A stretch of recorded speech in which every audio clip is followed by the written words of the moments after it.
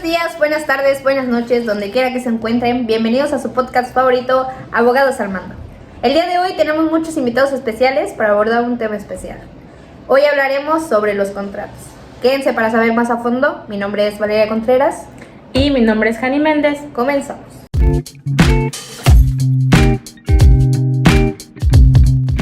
Para ponerlos un poquito más en contexto, el contrato en realidad es la primera fuente del derecho romano. Básicamente es el acuerdo de voluntades entre dos o más personas para crear una o varias obligaciones.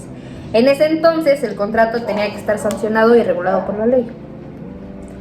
Bueno, ya que sabemos el concepto de contrato, deberíamos conocer un poco de los elementos esenciales de este mismo, ¿no crees, Juan? Sí, claro, adelante. Bueno, si dentro del contrato existen sujetos los cuales tienen consentimiento, objeto, causa y forma, nos indica que este contrato cuenta con validez. Empecemos con los sujetos, el primer elemento más importante dentro de un contrato. Pueden existir dos sujetos, uno de estos es el acreedor y el otro el deudor. Para entender esto mejor, digamos que la licenciada Valeria y yo acordamos un contrato, en el cual ella es la acreedora y dentro del contrato formalizamos cláusulas las cuales yo como deudor tengo la obligación de cumplir. Cabe recalcar que una tercera persona puede interferir siempre y cuando cuente con capacidad jurídica. Como siguiente elemento tenemos al consentimiento. Bueno, y en este caso, ¿qué pasa si una de las dos partes no está de acuerdo? Pues básicamente se dice que no se podría celebrar, ya que para que cuente un contrato con consentimiento, las dos partes deben de estar de acuerdo. Y si dentro del consentimiento llegara a haber vicios, se podría solicitar la nulidad del contrato. Ahora bien, algunos vicios que se pueden encontrar son el error, y básicamente es el desconocimiento o el falso conocimiento de los hechos o en sí del derecho. Aunque de igual forma está el error de derecho, el cual menciona que el que lo cometa no puede pedir la invalidez del contrato, ya que el hecho del desconocimiento de la ley no nos ¿cómo se diría esto? No nos exime del cumplimiento de esta. Ya, ¿y tú sabes cuántos tipos de vicios hay para nuestros oyentes? Realmente existen muchos tipos de vicios, los cuales están dentro del error de hecho. Hay 6 tipos, pero estos los vamos a hablar en otra emisión. Otro vicio muy importante, el cual yo creo que todos conocemos, es el dolo. Se hace con toda la intención de dañar a la otra persona. Y de igual manera tenemos la intimidación, la cual es todo acto que se lleva a cabo con fuerza o de igual manera dañando la moral, todo con el simple objetivo de tener el consentimiento de la otra parte. Y finalmente, dentro de los tipos de vicios tenemos a la lesión, que como tal se comete cuando uno se aprovecha de la necesidad o de la desinformación del otro sujeto. Y bien, como siguiente elemento tenemos al objeto. Es el porqué de la conducta. Nos determina si se va a dar o no se va a dar algo, o si se va a hacer o se va a prestar algo. Debe de ser posible, lícito, determinado y apreciable en dinero. Y bueno, cada uno de ellos se refiere el posible a que debe de estar dentro del comercio, tanto físico como jurídico. También está el lícito, que es permitido por la ley, de no ser así será ilícito. Existe también el determinado, que se debe definir el objeto, es decir, el que se busca el hacerse el contrato. Y el apreciable en dinero, que básicamente es la obligación que se deberá hacer pues para pagar el dinero. También está la causa, que es lo que impulsa a la persona a realizar dicho negocio jurídico. Y pues finalmente tenemos la forma, la cual puede ser verbal, escrita, por medios electrónicos, ópticos, entre otros. Todo mientras se exprese la voluntad de las partes. Y bueno, esto ha sido todo de nuestra parte. Tenemos como invitados especiales al licenciado Carlos y la licenciada Brenda, que nos hablarán sobre otro tema importante en este podcast. 3. Muy buenas tardes, estamos muy agradecidos por incluirnos a este nuevo podcast. Mi nombre es el licenciado Carlos, junto con la licenciada Brenda. Les daremos inicio a este nuevo tema. Es uno de los temas muy importantes en el derecho romano. Claro, vamos a empezar con elementos accidentales, ¿te parece? Está bien, me parece muy bien. Bueno, te voy a empezar a explicar qué es esto. Se puede decir que estos elementos están sujetos siempre al consentimiento de las partes. ¿Para qué? Pues para que se formalicen dentro de los contratos, siendo un contenido a lo que se sujeta a las partes. Obviamente, para cumplir con el negocio jurídico hay que saber las condiciones, el término y pues el modo de carga. Muy interesante, ¿sabes? También tengo un punto que recalcar, que es condición. Es el acontecimiento futuro e incierto del cual depende el nacimiento o la extinción de los efectos de un negocio jurídico. ¿Esto qué quiere decir? Que en Roma esta condición tenía dos modalidades, una que es condición suspensiva y condición resolutoria. En primera instancia es cuando si la realización incierta depende de que entre en vigor un negocio jurídico, aquí se está en presencia de una condición suspensiva. Por ejemplo, si la cosecha de maíz da como fruto 3 hectáreas, se comprará la totalidad de lo contrario. El acto jurídico se convalida, siendo que es incierto toda vez que no se sabe si en verdad van a surgir las 3 hectáreas. Oh, interesante. Sí, muy interesante, ¿sabías? O sea que la condición resolutoria igual entra ahí. Sí, exacto, también. ¿Nos querías hablar un poco de ello? Claro, es cuando, si de esta condición depende la cancelación del negocio jurídico. El ejemplo que tú diste, se realiza el contrato de compraventa por la cosecha de las 3 hectáreas de maíz, y si esta no se da, se cancela el acto jurídico, ya que pues ya se había pactado, ya se había dado desde un principio la condición de que la cosecha se iba a dar y lo que se iba a dar, por lo que no se hizo, y pues a eso hace la terminación del contrato. Oh, muy interesante. ¿Sabes que también hay un término? ¿Cuál término? Perdón. Esta es la fecha cierta para cumplir con el negocio jurídico.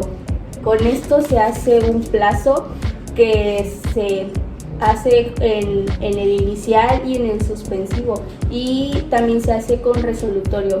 El primero se puede interpretar como desde que se crea un consentimiento de celebrar el acto jurídico.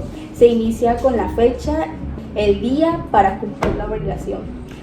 El segundo, que es el resolutorio, es cuando se termina y la obligación estará vigente hasta que pues, se termine el plazo. Entonces esto se llamaría el tema de término. Claro que sí. Ok, yo también tengo un punto importante que recalcar sobre modo y carga, que consiste en gravemente impuestos al beneficiario en un acto de libertad, pero tan solo en una donación, legado o manumisión. Por ejemplo, en familias dejaba como herencia un terreno a un hijo, siempre y cuando constituya una vivienda por su familia. Mucho gusto por conocerte, muchas gracias por estar en este podcast y lo estaremos viendo en el siguiente podcast. Muchas gracias. Agradecemos la participación de nuestros abogados anteriores con la información que nos acaban de brindar, y pues seguimos con los invitados especiales. En esta ocasión tenemos a la licenciada Aisha y a la licenciada Isabel, y que nos van a presentar un nuevo tema. Bueno, pues muchas gracias por recibirnos aquí a su podcast Abogados al Mando. Soy la licenciada Aixa Quiroz y vengo acompañada de la licenciada Isabel Pizarro. Y bueno, continuando un poquito con el tema de los contratos, que pues realmente es un tema sumamente importante y que sabemos que se clasifica en otros temas, y bueno, uno de esos temas es el tema de los pactos. Y bueno, ¿qué son los pactos? Prácticamente es un acuerdo entre dos o más personas que están ligadas a una serie de obligaciones. Y bueno, es importante reconocer que en el antiguo derecho romano los pactos se clasificaban en diferentes formas. Y bueno, les vamos a hablar un poquito sobre esa clasificación para que podamos tener un conocimiento muy amplio. Y bueno, empezamos con el tipo de pactos adyectos, que bueno, este tipo de pactos estaba ligado a un contrato de buena fe.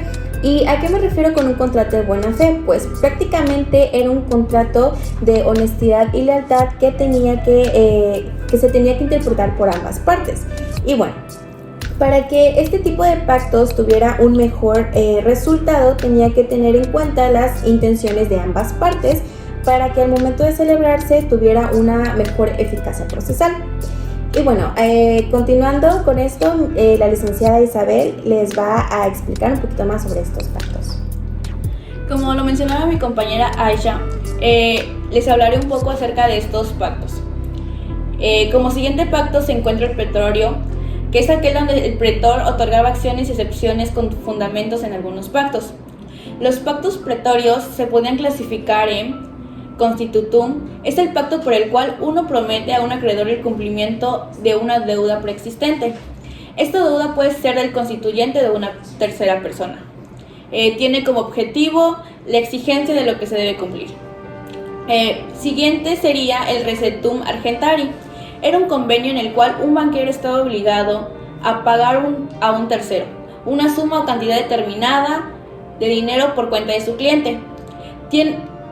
Podría decirse que el que pagaba al tercero era un aval.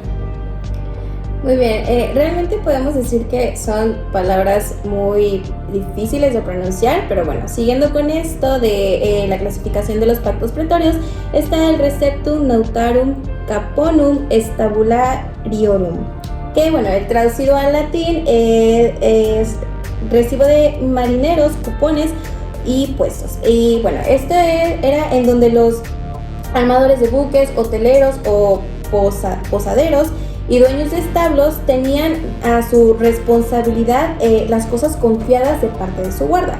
Y bueno, por último, de esta clasificación de los pretorios tenemos al receptor arbitrari, que prácticamente era cuando una persona aceptaba ser árbitro, es decir, cuando una persona estaba encargada de juzgar la cuestión de los litigantes.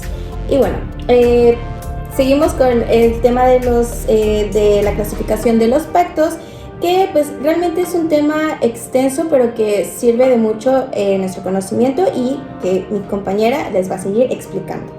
Y ya para finalizar con el tema de los pactos, se encuentra el pacto de juramento.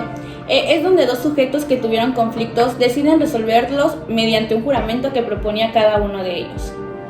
Muy bien, pues son realmente temas y clasificaciones de los pactos muy interesantes. Y bueno, para concluir con este tema, podemos decir que son un convenio, y como lo mencionamos al principio, que lo conforman dos o más personas. Y bueno, con el paso del tiempo han ido evolucionando a tal grado que los pactos se vuelven más sencillos y rápidos de concretar. Espero que esta información les haya servido de mucho y bueno, nos despedimos. Soy la licenciada Aixa Quiroz y la licenciada Isabel Pizarro. Y en este podcast seguimos con los invitados especiales. En esta ocasión también contamos con la presencia de la licenciada Carla y del licenciado Cristian, que nos van a hablar sobre la clasificación de los contratos, que es un tema muy importante, y pues sigan escuchando. Hola chicos, soy la licenciada Carla y estoy acompañada del licenciado Cristian. Para empezar quiero agradecer la oportunidad de venir al programa y quiero comenzar hablando sobre el concepto de la clasificación de los contratos. Cristian, ¿qué te gustaría aportar?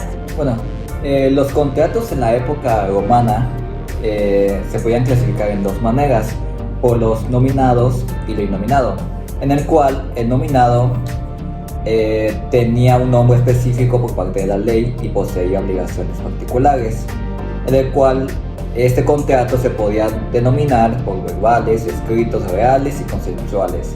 Y el innominado, el cual no tenía un nombre específico ante la ley, era como que una manera menos oficial, en el cual se manejaba por doy para que des, doy para que hagas, hago para que des y hago para que hagas, por el cual se nombra por la permutua, estimatum, precario y transacción. Este tipo de contrato innominado, a diferencia del otro, es de manera no oficial, que no está regulado o reglamentado en una ley, por el cual no es de bastante relevancia mencionar este. Bien, Lick, entendemos que en la clasificación de los contratos existen los contratos nominados. ¿Qué quiere decir esto?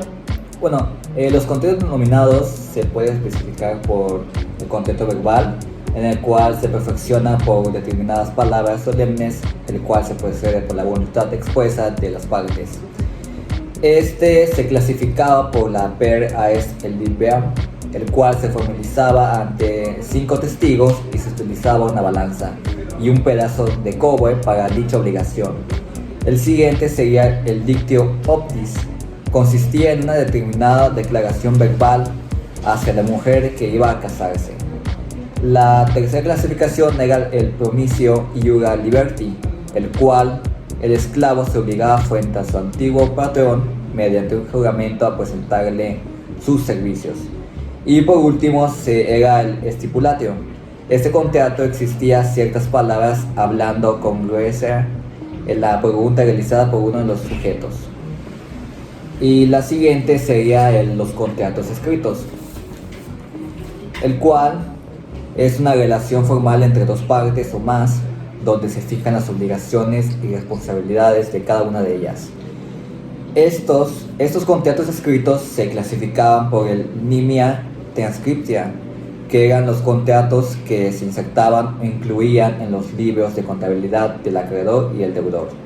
El siguiente eran los sígrafos y crígrafos, donde el primero se realizaba 2 contratos para cada una de las partes, tengan un original, y el segundo solo se realizaba un solo contrato y este mismo se quedaba al poder del acreedor. Pero bueno, para hablar a más detalle los otros puntos que serían los reales y consensuales, le otorgaría la voz a mi compañera Carla. ¿Me podrías explicar un poquito más sobre ellos? Claro que sí, Lick, con mucho gusto. Los contratos reales forman parte de los contratos nominados, que son contratos más formales. Para esto vamos a empezar con el mutuo. ¿Qué es el mutuo? Para esto debe existir la entrega de una cosa de una parte hacia otra. Existen 2 partes en el mutuo. Está el mutuante, que es la persona que transmite al mutuario o al prestatario, quien es el que recibe los bienes. Una de las características del mutuo es que se obliga a devolver la misma cantidad que se entrega desde un principio. Es unilateral. Esto quiere decir que solo el mutuario estaba obligado a cumplir dicha acción. Es un contrato gratuito porque es más como un favor, no es tanto como que se haga por adquirir o por ser beneficiario monetariamente de algo. Y muy importante, solo los romanos podían utilizar el mutuo.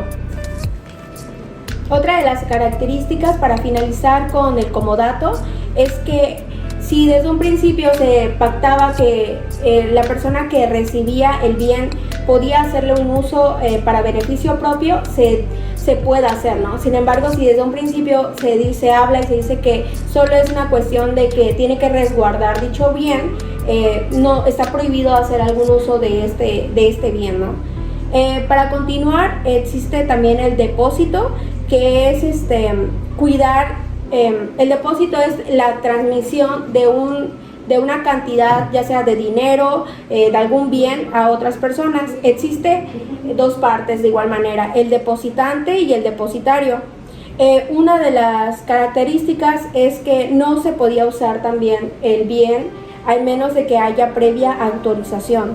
El depositario tenía que entregar al depositante el bien en el momento que el depositante quiera. Si lo requería un día que no estaba, cualquier día que él quisiera o necesitara de este bien.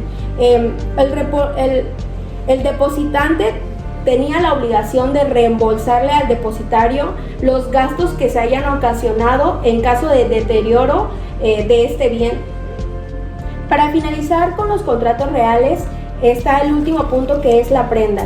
La prenda es un tipo de acuerdo que tenían, para empezar, hay 2 partes, el deudor prendario y el acreedor prendario.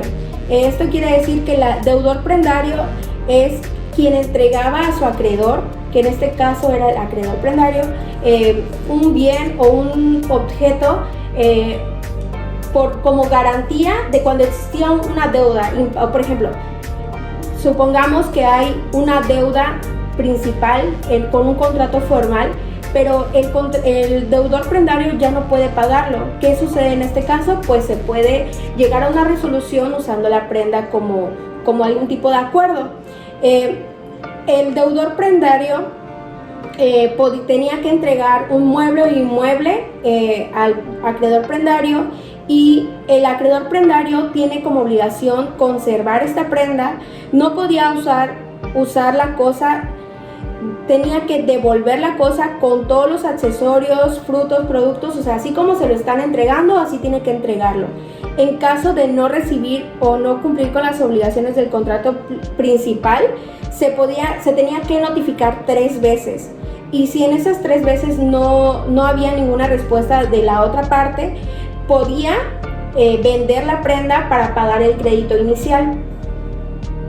Bien, para continuar con la clasificación de los contratos nominados, existen los contratos consens o consensu, que forman parte de la compraventa, que es donde un vendedor se obliga a transmitir al comprador la posesión pacífica y duradera de un bien mediante el pago de una cantidad de dinero. La cosa tenía que ser ilícita y se tenía que encontrar dentro del comercio, donde están los bienes corpóreos como incorpóreos. Esta cosa se podía vender en el futuro, y el contrato puede existir siempre y cuando se logre el nacimiento de este bien comprado. En este contrato, una de las características es que el pago de esta tiene que ser de una suma de dinero, debía ser determinado, el precio debía ser verdadero, el precio debe ser justo respecto al valor del bien que se está transmitiendo. Por otra parte, existe también el locatio conductio, que es un tipo de contrato en el que una persona se compromete a proporcionar a otra el goce temporal de una cosa no consumible. Una de las características de esto, la manera en la que están clasificadas, es que es el de arrendamiento, que es locatio conductio, aparciaria, arrendamiento de un predio rústico, locatio conductio operarum, contrato de trabajo, locatio conductio operis, que es un contrato de obra. Como tercera parte, continuamos con el mandato, que es un contrato por el cual una persona encargaba a la otra de que realice determinado acto por cuenta y el interés del primero. Los elementos de este contrato son el acuerdo entre las partes, que fuera gratuito, y mediante esta tenía que tener interés pecuniario en la ejecución del mandato. Como cuarta parte, y para finalizar con los contratos nominados, está la sociedad, que era cuando 2 o más personas llamadas socios se obligan a poner en común sus bienes o trabajo para el logro de un fin lícito, de interés común. En este contrato ya se contemplaba el reparto de las utilidades, toda vez que las ganancias de los socios eran repartidas en partes iguales. Esta sociedad se podía disolver por consentimiento de ambas partes, o por la muerte, o por convenio, o por una renuncia de cualquiera de las partes, y cuando alguno de los socios demandaba su disolución. Y bueno, ya para finalizar, ¿me puedes explicar un poquito sobre los contratos innominados? Claro que sí, Cristian, con mucho gusto. Los contratos innominados son los que no tienen un nombre específico dentro de las leyes romanas. Los contratos se agrupan en doy para que des, que consiste en dar una determinada obligación; doy para que hagas, que es una parte donde se compromete a dar una cosa y la otra a prestar un servicio; hago para que des, una parte se compromete a prestar algún servicio y la otra a dar alguna cosa; y por último, hago para que hagas, que es el intercambio de prestación de servicios. La primera parte de esta clasificación es la permuta, que se origina cuando un contratante transfiere a otro la propiedad de un bien para que éste transmita la propiedad a otra.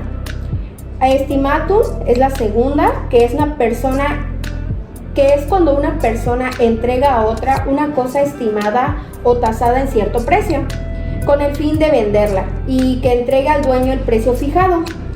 Por tercera parte, existe también el precario, que este contrato sobre todo es cuando las tierras que dejaban de disfrutar los patronos a sus clientes podían revocarse en cualquier momento.